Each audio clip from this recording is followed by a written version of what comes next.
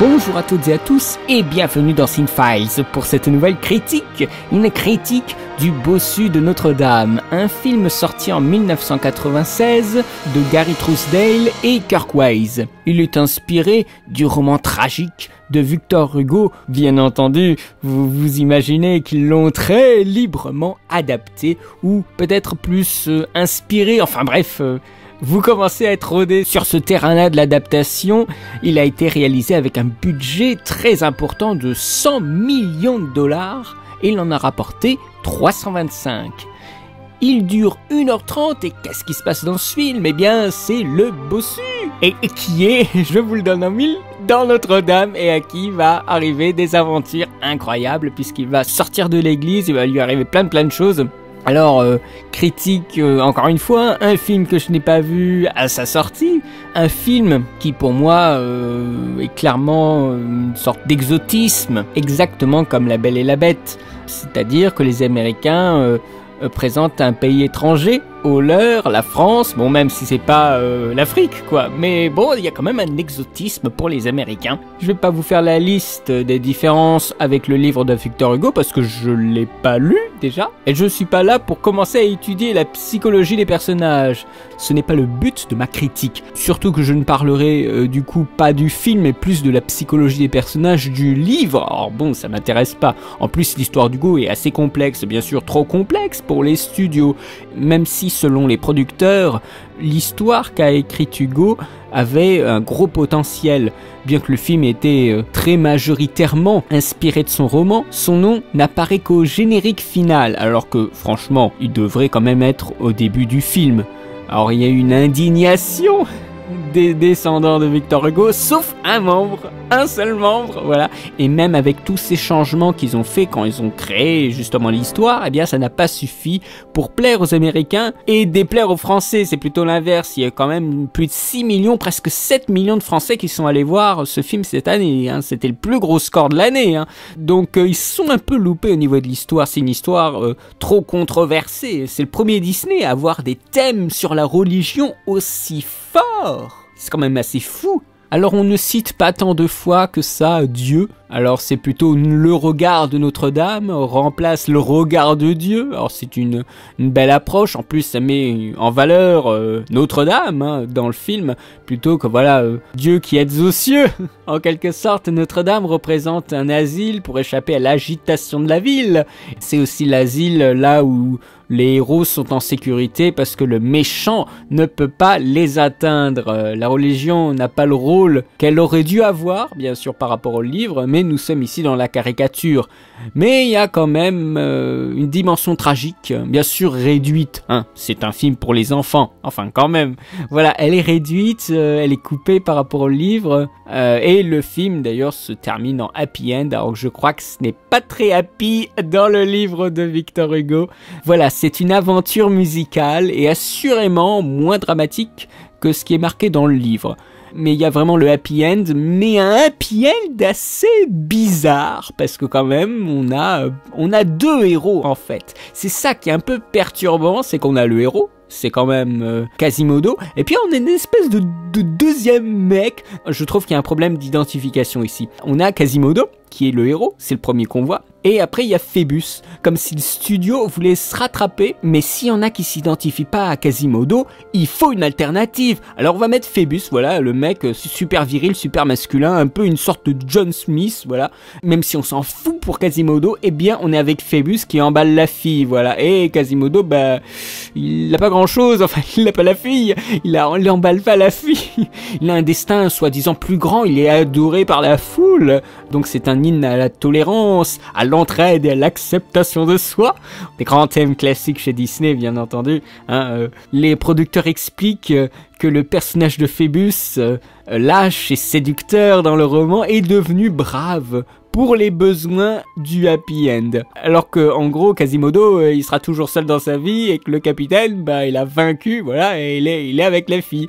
Alors que, dans tout le film, on a quand même un lien privilégié entre Esmeralda et Quasimodo. Même si ce qui apparaît dans le film n'est pas vraiment de l'amour, c'est-à-dire le couple, eh bien, elle aurait pu très bien lâcher ce capitaine ou qu'ils partent tous les trois. C'est ça, mais qu'ils partent tous les trois. Comme ça ferait un bon compromis et tous les trois, ils vont ensemble et c'est l'unité, c'est vraiment ça. Et comme ça donnerait pas ce côté un peu dichotomique des héros. Enfin, là, je rentre dans des trucs de scénario et de personnages. Je sais pas si vous voyez ce que je veux dire, mais pour moi, il y a un problème dans l'histoire. Ce sont ces trois personnages. Ça m'a donné justement une idée, une fausse idée, j'en ai parlé avec certaines personnes, c'est une fausse idée, mais pour moi il y a une espèce de triangle. Alors j'avais appelé ça le triangle amoureux dans mon texte que j'ai devant moi, pendant que je suis en train d'enregistrer, le triangle amoureux avec un moche. C'est ce que j'ai marqué, hein. Voilà, mais c'est pas vraiment amoureux, parce que Quasimodo est subjugué par la beauté d'Esmeralda, mais Esmeralda ne séduit pas. En même temps, c'est pas très agréable de séduire une mocheté pareil, alors que le Phébus, là, elle s'en prive pas, hein. Mais oui, c'est une espèce de trio raté. Ouais, je trouve, la dernière scène casse tout. On est vraiment dans une conception classique, même si c'est étrange, classique, parce que c'est puritain, parce que c'est conservateur. Et la femme, même si elle ne désire pas être en couple avec Quasimodo, elle ne va pas avec Quasimodo. À la fin, il y a un plan, voilà, où elle est avec Phébus, et elle laisse Quasimodo se faire embarquer par la foule. Et puis voilà, on a terminé. Et voilà, puritain, avec le grand blond, hein, aux yeux bleus peut-être, je m'en rappelle plus, et la jolie femme, voilà, ils vont faire des enfants super beaux, et Quasimodo, il sera tout seul. Voilà. Du livre de Victor Hugo sur la corruption de l'Église, eh bien ça devient un film sur le vilain petit canard. Si l'histoire consciente est un réquisitoire pour le droit à la différence, l'égalité des chances et la justice sociale, c'est un Disney assez effrayant. Par cette dimension politique, une réflexion sur le thème de l'exclusion, la condition de gitane de Esmeralda, l'isolement progressif du capitaine Phébus par rapport à sa hiérarchie, des thèmes assez sombres, assez osés, c'est ce qui en fait d'ailleurs tout l'intérêt ce film. Un message plus sophistiqué que d'habitude pour les petits, peut-être un message qu'ils n'auront pas compris au premier abord, et c'est là que le film est intéressant pour un revisionnage quand on est plus grand. Un monde de violence où on peut rire d'un vieux prisonnier condamné à l'exposition publique sur une cage qui va rouler sous les pieds d'Esmeralda, qui se croira libre pendant 2 secondes et qui se retrouve juste après encore plus enchaîné quand le gag utilise les malheurs du monde. Non mais c'est vachement cruel quand même. On est loin de la magie d'Aladin et la bonne humeur du Roi Lion. Scénaristiquement parlant, le bossu de Notre-Dame transgresse encore une fois toute la logique Disney habituelle, mais il retombe sur ses pattes, j'ai envie de dire. Et ça n'échappe pas. Ça c'est classique, une auto-référence à d'autres Disney, au Roi Lion, à La Belle et la Bête, et d'un point de vue psychanalytique. Mais c'est fou quoi. Le scénario du film de Disney met surtout en évidence toute la difficulté, la complexité du socle de la vie amoureuse pour l'adulte naissant. Qu'est l'adolescent aujourd'hui et qu'est Quasimodo dans le film. Quasimodo c'est l'adolescent dans le film. Phébus, c'est l'adulte. Et bien sûr, Esmeralda considère Quasimodo comme un ami d'enfance, comme si c'était 2 petits-enfants, mais voilà, devant l'adulte qui a beaucoup plus de charisme, eh bien Quasimodo ne fait pas le poids. Je vais pas passer mon temps à parler de ça, hein. Mais il y a de la sexualité partout dans ce film. Partout. J'ai lu des textes formidables sur internet sur le rapport de Quasimodo au monde. Je vous invite à aller les chercher si vous avez envie de creuser davantage le sujet. J'ai trouvé des trucs, c'est formidable. Très compliqué hein, aussi. J'ai pas tout compris non plus, mais bon. Généralement, je passe beaucoup de temps sur les personnages. J'en suis désolé, surtout pour les dernières critiques. Hein. Mais il véhicule tellement de choses dans ces films. Il donne vraiment la teinte du film. Alors, on va commencer avec le premier, Quasimodo, un bouc émissaire qui sert à exorciser les craintes et les superstitions de la populace médiévale. Tout un programme, et même si on est affreux, on peut être utile et se faire accepter par la société. C'est ce qui est montré à la fin du film. C'est une très belle image par rapport au début où il se fait jeter des tomates. La petite fille s'approche de lui, on ne sait pas trop ce qui va arriver, est-ce qu'il va y avoir encore de la moquerie ou non, voilà. Mais ceci ne se fait pas sans mal, et ce n'est pas en restant enfermé dans sa tour que l'on peut y arriver, mais c'est en prenant des risques. C'est aussi ce qui nous est présenté dans le film. Les artistes de Disney ont développé et dramatisé cette lutte intérieure de Quasimodo entre la honte, l'insécurité, la haine de soi, les sentiments que Frollo lui a inculqués. C'est ce qu'on appelle le conflit interne au personnage, parce qu'il y a le conflit externe qui est le rapport à la foule, et il y a le conflit interne, c'est ce sentiment de haine de soi et de honte. Et donc nous avons affaire à un personnage, comme je disais, d'enfant concernant Quasimodo, avec une angoisse de la foule. Tous les enfants sont pas très rassurés quand il y a une grosse foule autour d'eux, et surtout une foule qui le regarde, hein. C'est ça aussi, c'est la peur de la foule, l'angoisse de la foule qui se tourne vers nous et on sait pas quoi faire. Et Esmeralda, c'est le fantasme de la mère. Alors tout de suite, les textes, conflit oedipien du personnage.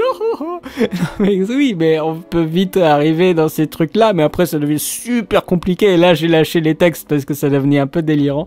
Je ne sors pas ça de mon chapeau, hein. J'ai eu une 30aine de pages sur le sujet où il te démontre des trucs qui passent par Pinocchio aussi, enfin c'est complètement ma boule. Alors, c'est un film plutôt violent quand même, avec des personnages qui souffrent, Quasimodo quand même, hein, la souffrance du cœur. Quasimodo, amoureux d'Esmeralda, est sollicité pour aider le beau Phébus qui lui a les faveurs d'Esmeralda.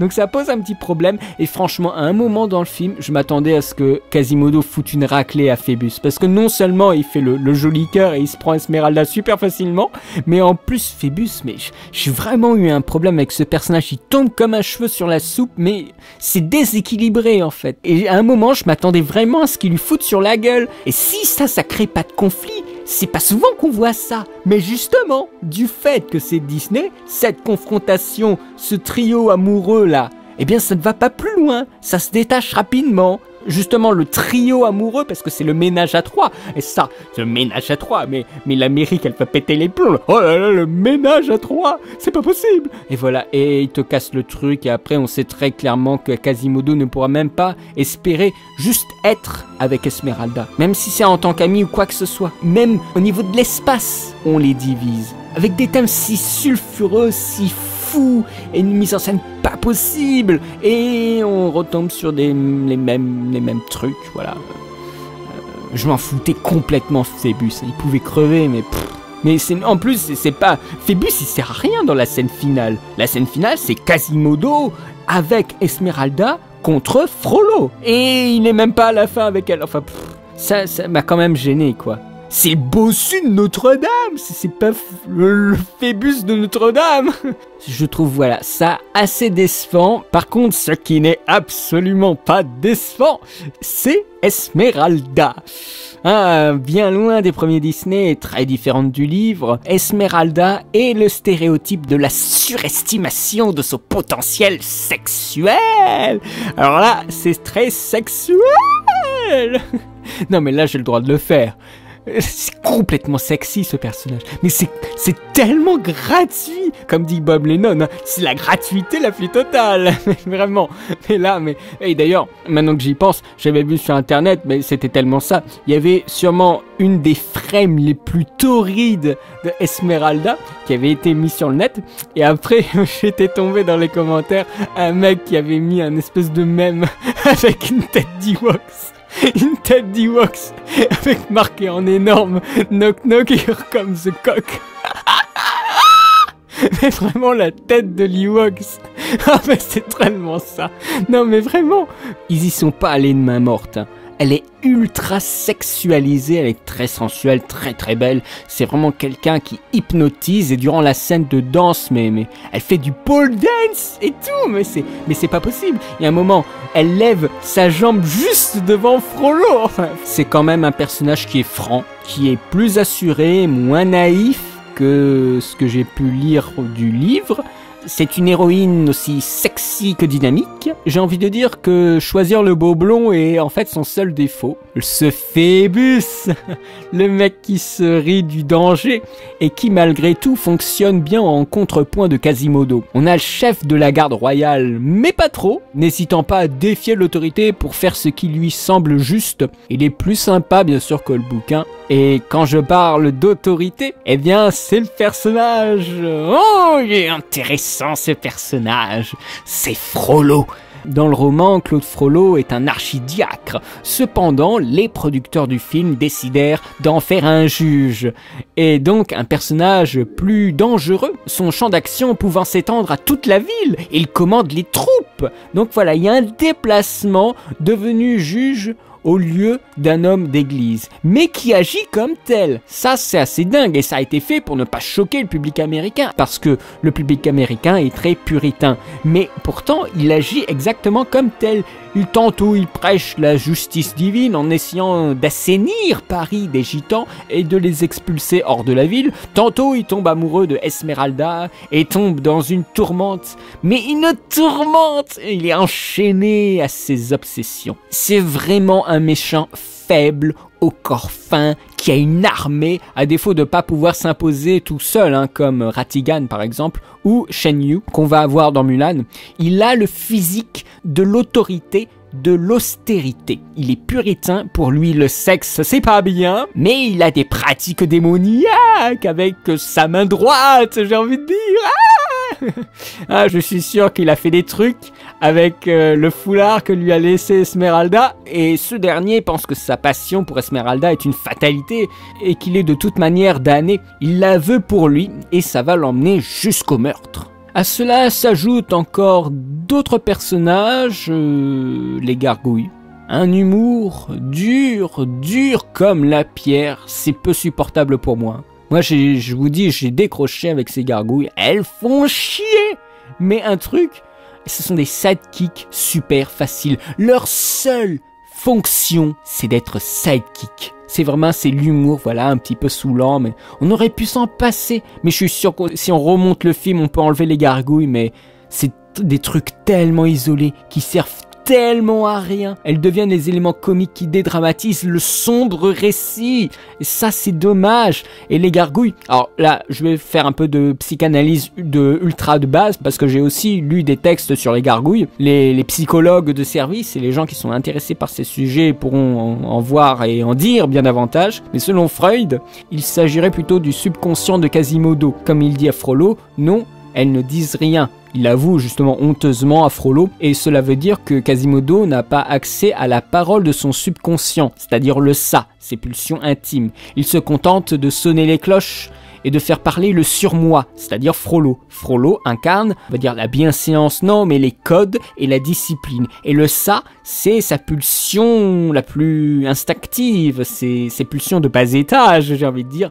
Et le moi, c'est le milieu, c'est celui qui essaye de faire le lien, de faire l'équilibre entre le ça et le surmoi. Donc, son inconscient est ce que lui a dicté Frollo. La seule parole qui peut sortir de son inconscient, c'est un lapsus. Lorsque Frollo lui demande de réviser son alphabet, il est interrogé sur la lettre F et Quasimodo lui répond festival au lieu de faute. Voilà, c'est précisément ça. Et par le lapsus, c'est soudain le ça, le désir inconscient qui parle et qui passe par-dessus la parole du surmoi, la parole des cloches et de son maître. Je pense que vous voyez ce que je veux dire. C'est un truc assez simple, c'est peut-être le seul truc que j'ai retenu de Freud. Et toute l'histoire, tout l'enjeu du scénario, c'est que Quasimodo ait accès à la parole, à ce ça, cette parole de son désir inconscient. Et les gargouilles permettent à Disney d'exprimer les conflits intérieurs de Quasimodo et d'en faire partager le spectateur. Mais c'est juste de l'inconscient. Les gargouilles auraient mieux fait d'être toujours inconscientes. Mais à la fin, elles interviennent à la fin de la bataille, mais il y a de quoi s'interroger sur leur statut. Oh, c'est tellement génial. Ah, mais non, mais ça c'était pas fait exprès. Il y a de quoi s'interroger sur leur statut. Qu'est-ce que vous voulez faire? Voilà, ça c'est merveilleux. Non mais voilà, c'est génial. Non mais voilà. En plus, j'ai commencé, mais c'est génial ça. J'ai commencé avec dur comme la pierre. Ça c'était écrit. Et il y a de quoi s'interroger sur leur statut à la fin quand j'ai terminé de parler des gargouilles. Voilà. J'ai plus rien à dire à leur sujet.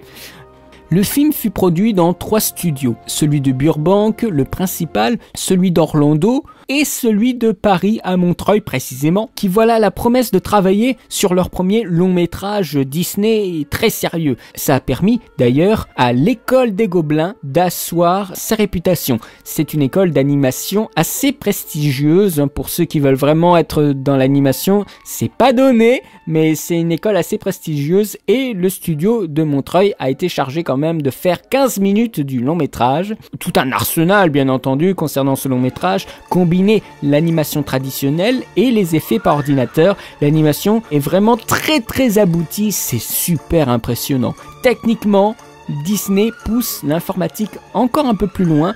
On a l'impression de voir de la caméra multiplane un peu partout. C'est le système CAPS, bien sûr, dont j'avais déjà parlé lors des critiques précédentes. Et Disney pousse la technologie de l'image de synthèse testée sur le Roi Lion beaucoup plus loin en s'en servant pour animer la foule et produire des scènes avec plusieurs centaines de personnages. Le soin accordé au dessin en fait une œuvre typique de l'âge d'or des studios, avant les traits un peu trop caricaturaux et peu naturels qu'on retrouvera dans Tarzan et aussi dans l'Atlantide. Ce sont des choix esthétiques qui sont assez différents. D'ailleurs, je le rappelle encore une fois, ces années 90 font beaucoup de tests et d'expérimentations stylistiques entre voilà ce qu'on peut avoir dans Mulan, Hercule, Cusco. Ce sont des styles vraiment très différents, mais ça reste un très bon Disney traditionnel qui n'est pas encore en image de synthèse. Il y a des scènes mais qui sont superbes. La scène des fous, qui est une scène très cruelle. Moi j'ai eu beaucoup de mal avec cette scène. Je l'ai pas vue tout petit, malheureusement, j'ai envie de dire. Je crois qu'il m'aurait plus impressionné si je l'avais vu enfant, mais ce n'est pas le cas. Mais ça reste une scène assez impressionnante avec un spectacle musical prodigieux qui donne au film un air de carnaval avec des couleurs éclatantes. C'est un film très coloré, hein, avec des contrastes entre les couleurs chaudes, la fête, la chanson de Frollo, la cour des miracles, et des couleurs très froides comme la nuit ou même Notre-Dame qui a quand même des couleurs pas très chaleureuses, mis à part une chanson à l'intérieur de l'église. Les artistes de Disney ont utilisé l'éclairage, le dessin, la mise en scène et la musique pour donner l'impression que la cathédrale possède autant de force et de vie que dans le roman de Victor Hugo. Pour revenir à la fête des fous, l'orchestration de la fête met très bien en valeur la musique et les rythmes endiablés des cloches et des orgues, la parade du cirque. C'est une pluie de confettis. Il y a aussi une introduction à couper le souffle. C'est vraiment, on veut imposer son style. Ce Disney a le talent, durant les années 90, de travailler son style pour donner un cachet esthétique au film unique, c'est le cas de le dire, mais aussi pour nous faire immerger dans un univers à chaque fois différent, ici français. Chaque séquence regorge de petits détails infimes et extrêmement nombreux. Et grâce à l'atmosphère de certaines scènes, à l'éclairage des décors et à l'ambiance musicale, Disney a restitué la lutte entre l'ombre et la lumière très présente dans le roman de Victor Hugo, bien entendu un peu réduite. Il y a une présence importante du feu, à la fois évoquant le désir ardent et le feu purificateur de la répression, bien entendu, avec un final bien intéressant, une lutte entre Frollo et Quasimodo qui se termine un peu vite, je trouve. J'aurais bien voulu quelque chose d'un peu plus combatif, mais ça reste un final assez épique où Notre-Dame devient une forteresse, une église qui déverse des torrents de lave.